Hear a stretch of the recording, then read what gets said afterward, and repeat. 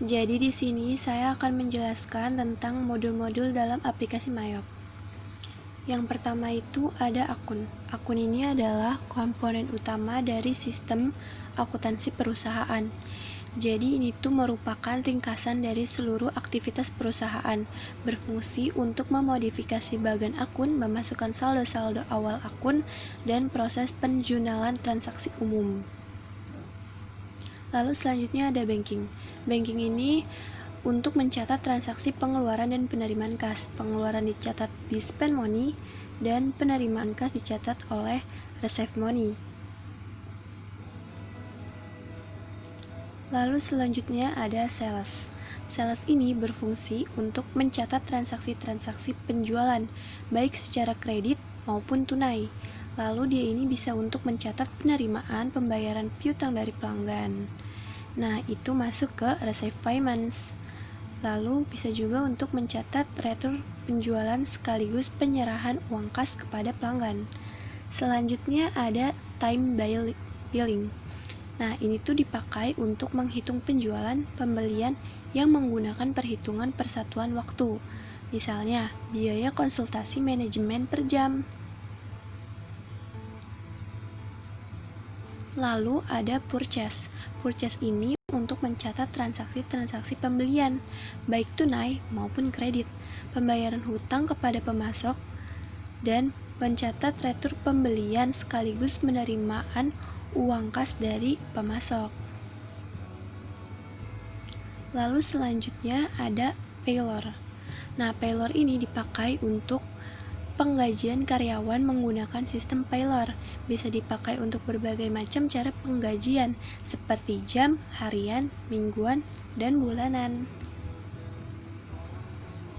Lalu selanjutnya ada inventory. Inventory ini untuk mencatat aktivitas-aktivitas yang berkaitan dengan persediaan barang dagangan, seperti mencatat, mengubah, menghapus, menetapkan, dan menyesuaikan harga persediaan, memasukkan hasil persediaan fisik persediaan barang dagang, dan penerbitan laporan terkait.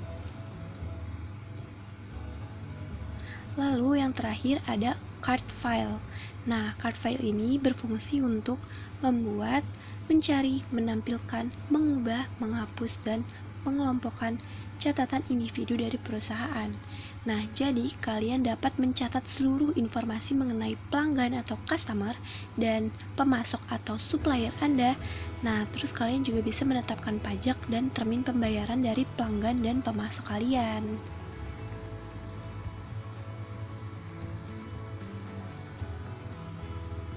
Jadi segitu aja modul-modul yang ada pada aplikasi Mayop versi 18.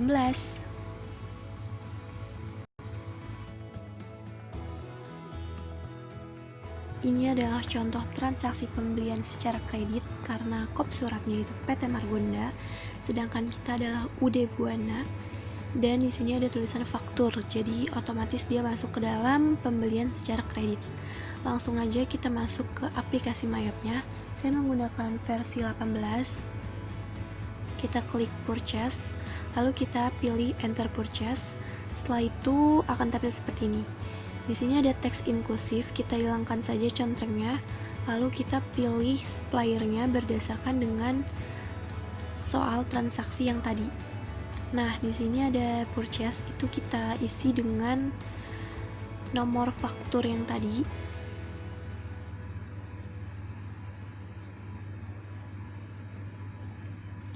Lalu ada tanggal juga, jangan lupa untuk kita ganti dengan tanggal transaksi yang tadi.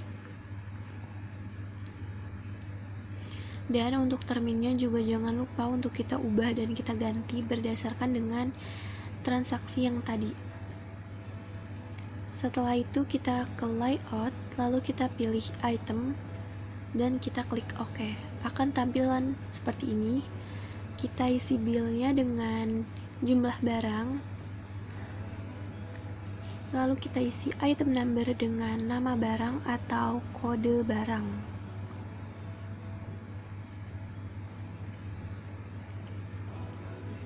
Setelah itu kita isi harganya sesuai dengan yang ada di dokumen transaksi.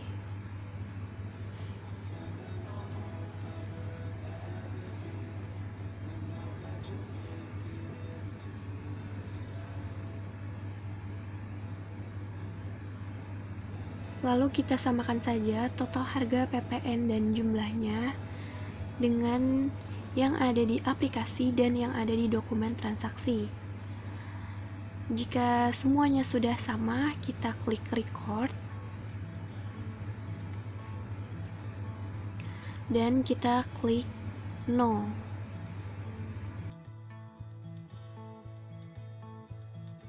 Jadi di sini ada contoh atas pembelian kredit PT Margonda. Seperti ini contoh transaksinya. Kita langsung aja ke aplikasi Mayop dan kita pilih purchase.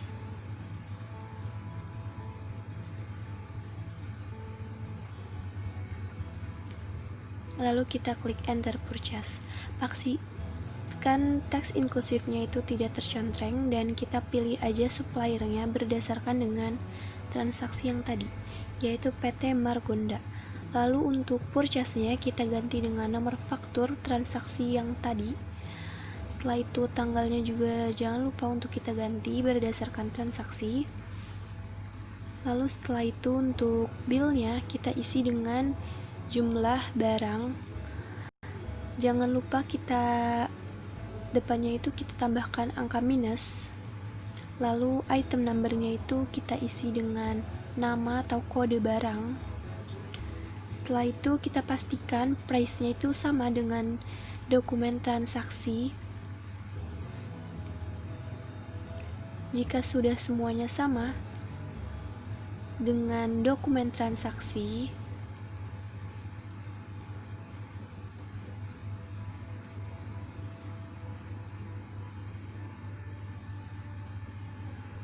maka balance due-nya juga akan sama dengan jumlah yang ada di dokumen transaksi.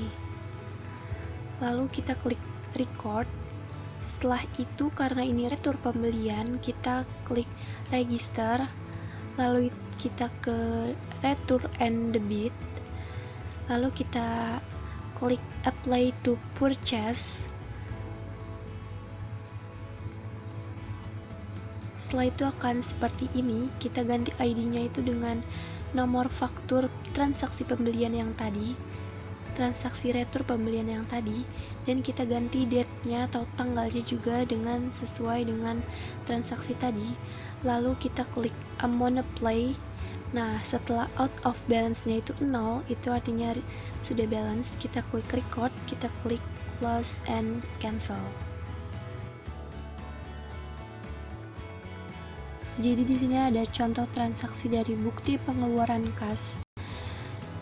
Di sini dibayar kepada PT Margonda, jumlahnya itu 28.600.000 dan keterangannya itu pelunasan faktur tertanggal 28 November 2018. Artinya si UD Buana ini membayar hutang kepada PT Margonda sejumlah 28.600.000. Kita langsung saja ke aplikasi Mayop.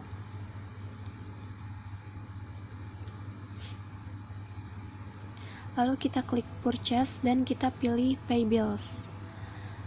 Nah, kita pilih suppliernya yaitu PT Margonda sesuai dengan dokumen transaksi. Kita klik use customer, use supplier, dan di sini ada nomor faktur, tanggal. Jadi kita isi aja berdasarkan dengan transaksi yang ada di dokumen.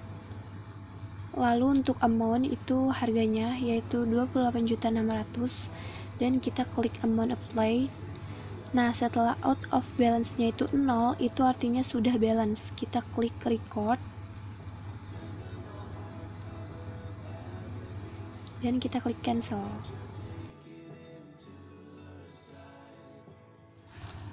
Di sini ada contoh dari transaksi bukti pengeluaran kas, tapi ini tuh keterangannya pembayaran gaji karyawan bulan November 2018 seharga 2.500.000. Jadi ini bukan pelunasan utang, tapi pembayaran gaji karyawan. Kita langsung masuk ke aplikasi Mayopnya. Kita pilih banking, kita pilih spend money. Lalu pastikan teks inklusifnya itu tidak tercontreng.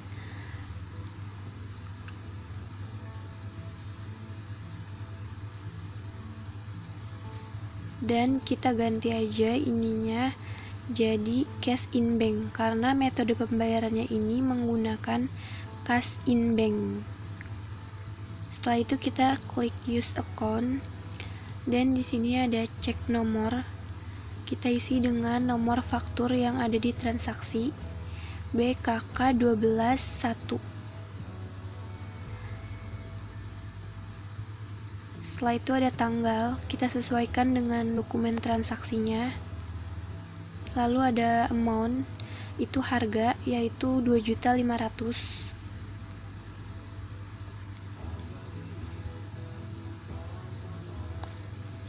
Nah, ini nilainya tuh 2.500.000. Ada memo itu kita isi dengan keterangannya. Pembayaran gaji karyawan bulan November 2018.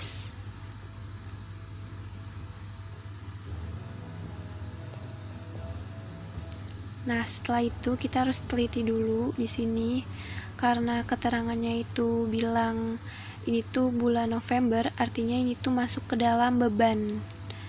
Jadi kita pilihnya yang wage and salaries. Amount-nya itu 2.500.000. Nah, kalau ini out of balance-nya sudah 0, artinya balance, kita klik record. Untuk ngecek transaksi tadi, kita pilih jurnal, kita klik. Ada deh transaksi yang kita buat tadi. Kita klik OK, kita klik cancel. Jadi ini adalah contoh transaksi voucher kas kecil atau pengeluaran kas, tapi menggunakan voucher kas kecil atau petty cash. Keterangannya itu pembuatan brosur perusahaan untuk keperluan iklan, jumlahnya itu 675.000. Kita langsung saja ke aplikasinya, kita klik banking, kita pilih spend money.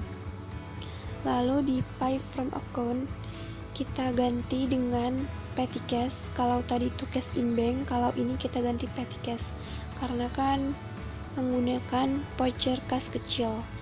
Untuk semuanya sama, nomor fakturnya, tanggalnya, amount-nya, dan memonya atau keterangan kita sesuaikan saja dengan dokumen transaksi. Nah, petty cash sendiri itu adalah kas yang dibuat oleh perusahaan untuk transaksi-transaksi pengeluaran yang jumlahnya itu relatif kecil. Jadi petty cash ini lebih praktis untuk pengeluaran-pengeluaran yang relatif kecil. Jadi kita nggak perlu ke bank dulu untuk mengambil uang. Untuk akunnya, karena ini untuk keperluan iklan, jadi kita pilih advertising expense. Lalu ketika out of balance-nya itu pastikan 0, jadi itu pertanda sudah balance. Setelah itu kita klik record.